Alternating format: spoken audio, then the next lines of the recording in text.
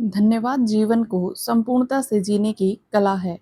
Hello everyone, मेरा नाम सरोज शर्मा है और हम बात कर रहे हैं एक बेहतरीन किताब द मिरेकल ऑफ ग्रेटिट्यूड की और उसका 16वां अध्याय करेंगे आज। शरीर के प्रति आभारी रहें। लेखक कहते हैं, एक कर्मचारी अपना काम बिना रुके बिना थके करता है, ईमानदारी से अपनी सारी जिम्मेदारियां निभाता है। आपको किसी काम के बारे में उसे बार-बार समझाना नहीं पड़ता, लेकिन आप कभी उस पर 100% ध्यान नहीं देते। उसकी प्रशंसा नहीं करते, उल्टा कई बार मन ही मन उसे कोसते हैं। यह कितना काला है, मोटा है, सोचिए उसे कैसा लगेगा। और अगर वह कुछ बोल पाता, तो आपको क्या कहता? मनन करें। वह कर्मचारी कोई और नहीं, हमारा ही शरीर है।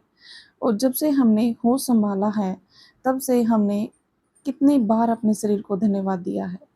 जबकि शरीर हमारा सबसे घनिष्ठ और इकलौता मित्र है। हम जो भी कार्य करते हैं, निर्णय लेते हैं, शरीर उसमें हमें पूर्ण सहयोग करता है, मगर क्या हम इसके प्रति पूर्णतः कृतज्ञ रहते हैं? असल में धन्यवाद कोई आदत नहीं है जो स्वाभाविक रूप से आती है। यह आंतरिक भाव है जो खुशी, प्रेम, आनंद हम महसूस करते हैं, उसे शब्दों में धन्यवाद कहकर व्यक्त करते हैं। आइए इसे अलग-अलग पहलुओं से समझते हैं। जब हम क्रिकेट, टेनिस या कोई खेल खेलना चाहते हैं, तो शरीर इसमें हमारी सहायता करता है, या घर का भी कोई काम करते हैं तो शरीर हमारी सहायता करता है। अथवा हमने तय किया कि अब हम 2 घंटे पढ़ाई करने वाले हैं, 1 घंटा ध्यान करने वाले हैं, तो उसमें भी शरीर हमारी मदद करता है। सुबह से लेकर रात तक हम उससे कितने सारे कार्य करवाते हैं, इतना ही नहीं, कुछ कार्य तो शरीर के अंग दिन-रात खुद ब खुद करते ही रहते हैं। हमें कहना भी नहीं पड़ता, हमें जैसे दिल का धड़कना, फेफड़ों का साँस लेना, किडनी की अशुद्धियों को फ़िल्टर करना इत्यादि। दुनिया की बेहतरीन मशीन जितना कार्य कर सकती है, उससे कई गुना ज़्यादा कार्य हमारा शरीर एक दिन में करता है। क्या कभी हमने अपने शरीर को धन्यवाद दिया है? क्या दिन में एक बार भी हमारा ध्यान अपने अंगों पर जाता है? वास्तविकता तो यह है कि हमारा ध्यान जहाँ जाता है, वहीं हमारी ऊर्जा जाती है। ध्यान भी धन्यवाद का ही रूप है। इसके द्वारा हम शरीर के प्रत्येक अंग को ऊर्जा से भर सकते हैं, उन्हें यह एहसास दिला सकते हैं कि वे हमारे लिए बहुत काम करते हैं। सवाल उठता है कि क्या हम केवल बोलकर ही शरीर को के प्रति कृतज्ञ हो सकते हैं? इसका जवाब है हाँ, इसके भिन्न-भिन्न रूप हो सकते हैं। हम अपने शरीर के अंगों को प्रेम और प्रवाह से सराहना का एहसास करा सकते हैं।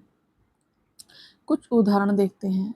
शरीर के प्रत्येक अंग पर ध्यान देते हुए जब हम प्राणायाम या व्यायाम करते हैं, तो उन्हें हमारा ध्यान मिलता है, जिससे वे प्रफुल्लित होते हैं।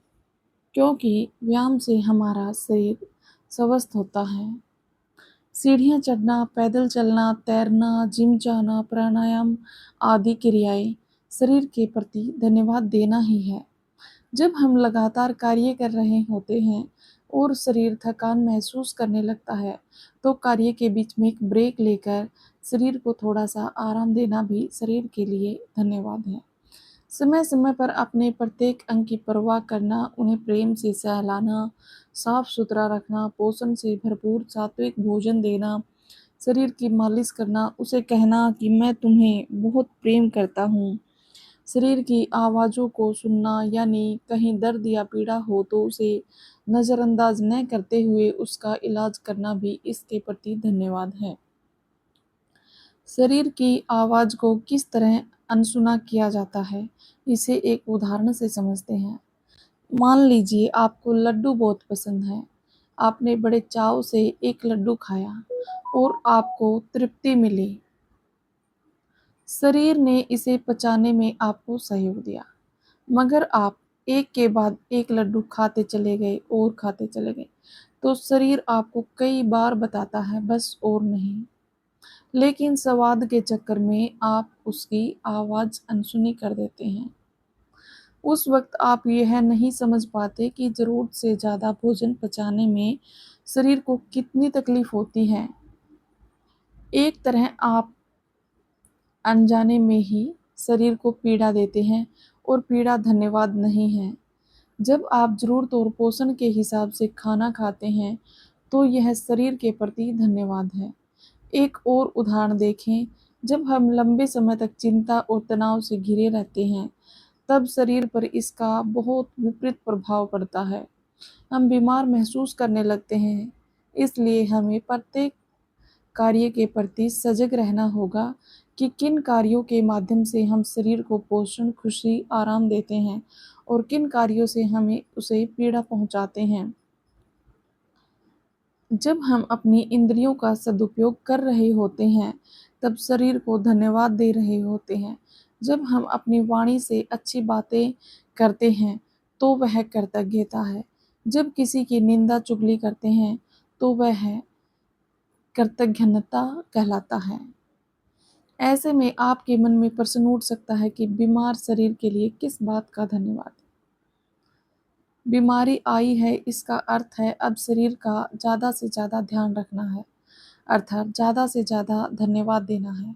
ऐसे वक्त में अपने शरीर को जितना ज़्यादा हो सके धन्यवाद और प्रेम दें।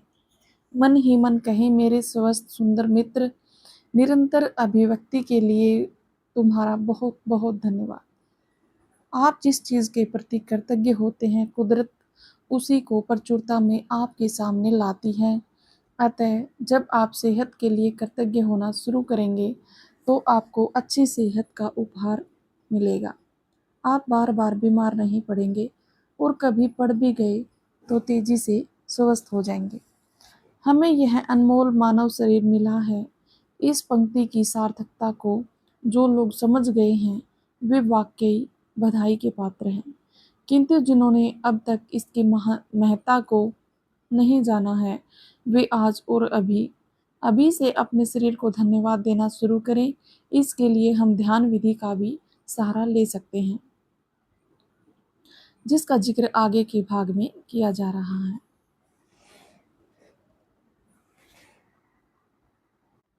यहीं पे हमारा अध्याय खत्म होता है और अगला अध्याय ध्यान पे रहेगा।